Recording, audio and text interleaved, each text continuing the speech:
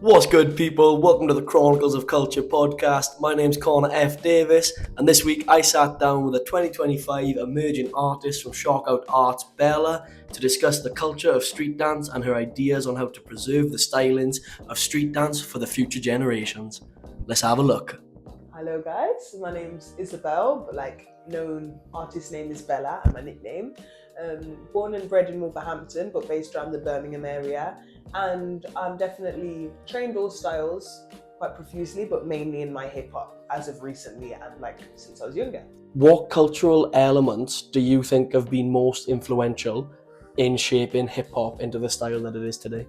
I would say shaping it into what it is today, I'd say the general just freeness of it and there's not a lot of restriction, the lack of restriction, which has allowed it to evolve to what we see today in so many different places, from what it started from in that povertous, oppressed society and community, and especially because at the time it was such a melting pot of different ethnicities and cultures. You can really see that evidently in how it's taken on by different places today. Even when I travel to battle, which I've only started doing recently, it's so different. When you go to Sweden and watch them do hip hop, when you go to France and but still the same conversation but different accents. Exactly. You know what I mean? Yes. If you put it in that sense, it's a culture, it's independent cultures, but it's all under the same umbrella. Yeah, definitely. Okay. Awesome. And personally I found that for myself, with Trinidadian and Zimbabwean roots. I definitely can see that in my practice before I was even aware of it,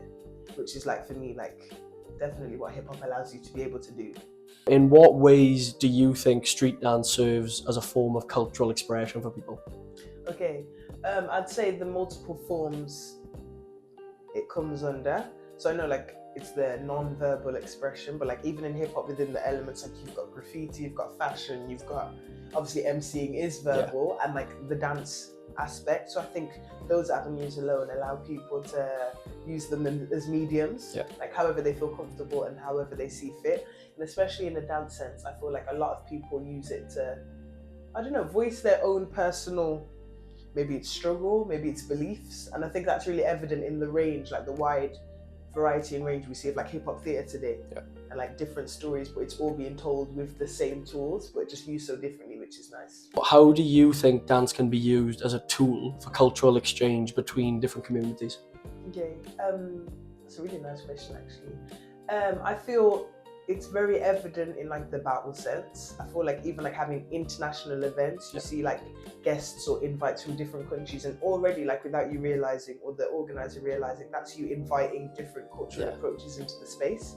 I feel hip hop theatre tours and shows such as Breaking Convention, I don't know, there's loads of systematic ways we don't even realize they're doing that. Even establishments like Shockout, we've all come from different backgrounds within hip hop, but they were put into the same classes. We're always ciphering and training together, so you're subconsciously picking up different habits or approaches from people in your class. So I can definitely see how do I put it, whether we're aware of it or not, or if it's purposeful or not, just simply if me and you were to exchange right now in dance, that's already a conversation that's not necessarily verbal. With you seeing how I approach it, and you can see background through that, whether you know the person or not, and vice versa. It's like when someone dances and you're I can tell they're a popper, or they're just bobbing their head to music, and you're I can tell they're from here. Or I can tell them from I'm told the way that I approach my dance and I use my hips, people are I can tell you're Caribbean. Okay. Do you know what I mean? Without even dancing on dancehall, reggae, or soca music. So I feel it's those non-verbal acknowledgements that make it special. I don't think the Welsh have a signature flow some cultures do, because we've just picked it up the same time as the rest of the UK has when it comes to hip hop. We are just so ourselves. Obviously that is a signature, but I could look at a Scottish person and think, oh, okay, they know hip hop. I wouldn't assume they're Scottish. Does that make sense? Okay, yeah. You don't see people for see they're from. Exactly. You see them for how they bring themselves to and their styles. Exactly. Dance. That's nice. Yeah. So, if you're coming from mentors and teachers that you've had in the past, what role do you think street dance elders or pioneers or even OGs, what role do you think they play in maintaining cultural traditions and educating the youngsters? I feel it's really important, definitely to acknowledge OGs and those that have kind of like paved the way and trailblazed in different ways. The new generation, very impressionable, especially if you're like fresh in the culture and like everything's like brand new. So it's quite important to like, you're someone's like turning point for whether they choose to like approach the culture the right way or the wrong way. So I feel like it's a very fragile position to be in, but also like, I feel like as that mentor, that position, you need to be willing to accept the change and the evolution of the dance as well. So like, as well as you teaching them the customs, the like traditions, and also like the norms and etiquette of the culture, like stuff like ciphering and like just how to approach different things. It's good to instill like them to stay themselves and acknowledge like how that younger person may have entered the culture and not like abandon it. So that's something I found important in my own journey. Like everyone, luckily enough, that's mentored me now, that's up there, has never told me to abandon what I know. But it's more like bring that into what you're getting to know. So yeah, it's really important, especially in this culture. It's like a huge thing. So that's how it's passed down. It's like old folklores in like different traditions, like Welsh folklore or Scottish. Do you know what I mean? Like it's the same thing. Chinese whispers. So it's important to pass that information on with as much like caution, but also like grace as you can. No gatekeeping. No gatekeeping. That's a whole different story. It's in the past. It's in the past. Yeah. You just need to, as it trickles down from one generation to the next, like it should always be shared, but also make sure that it's shared in the right way. Definitely. So don't be like, how do you make an example of this? Not a toxic way. Exactly. Not toxic. Like it is all, at the end of the day, we're dancers. Like there's no wrong way, there's no right way to essentially dance.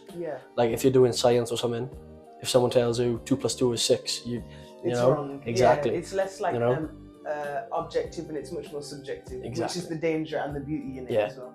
How do you think someone like Kenrick Sandy from Boy Blue, for example, could preserve the original cultural context of street dance as it spreads globally into other sectors of entertainment?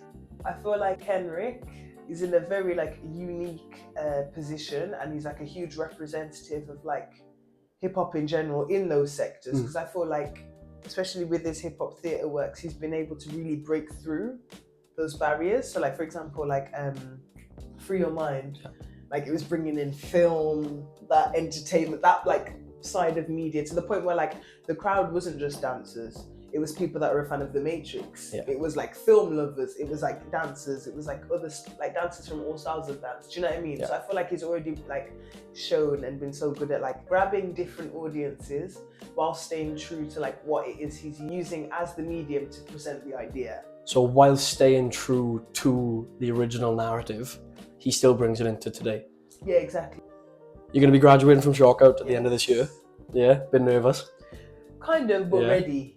Excited. Exactly. So as an emerging artist, do you have any advice for the undergrads that are coming after you? Like specifically hip hop course and like... Yes, specifically hip hop course. I would say stay true to the journey you'd like for yourself, whilst also not shutting yourself off to other opportunities and avenues that may come in your time at Shockout. I feel like as much as we're a street course, it's definitely still important to like grab from as many boxes as you can, or baskets as they say. Like if there's a commercial class, jump in it.